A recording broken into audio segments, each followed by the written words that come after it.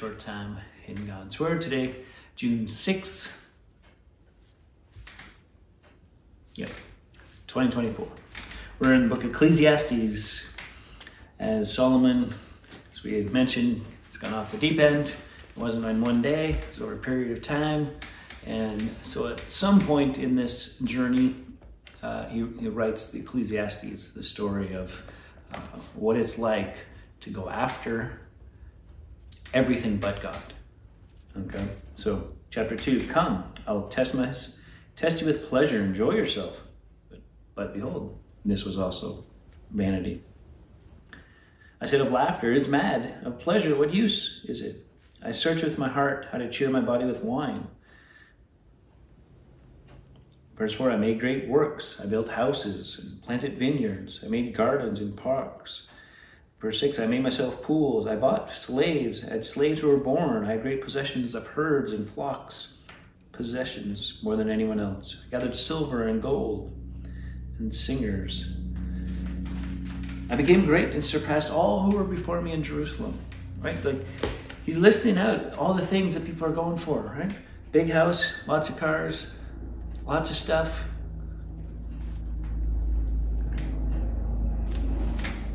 All the things that he did. What's the end result of all this? Kept my heart from no pleasure. Went after all the pleasures that are out there.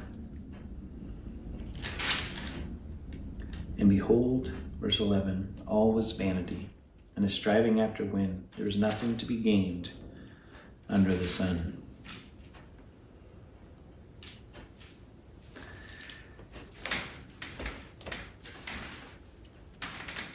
You know, we can keep going, and the reading keeps going, and so I want you to keep going. But this just sums up so much in and for his life, but really can apply in our lives as well, into our culture of more is better, striving after is what you need to do, and your contentment's not found in anything else. You need to get content when you have, and you got to have a out there list, even a bucket list of things. And maybe it's not so much a bucket list you need. Maybe it's so much a peace that you have to live with. Contentment in the Lord, whether in poverty or in great, right? Like I have much or I have little. I'm going to be content in the Lord so that I could rejoice and glory in the things that I have and be thankful for them, but not striving after them as if that's what's going to fulfill me. And there's a difference.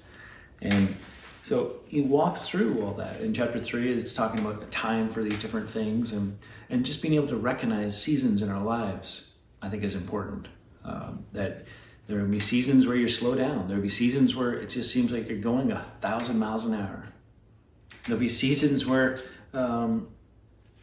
there's great grief, great laughter, right? Like different times and seasons. It's important to recognize and to realize that all of it, God's over it all, right? When the proper perspective of Ecclesiastes is none of it matters.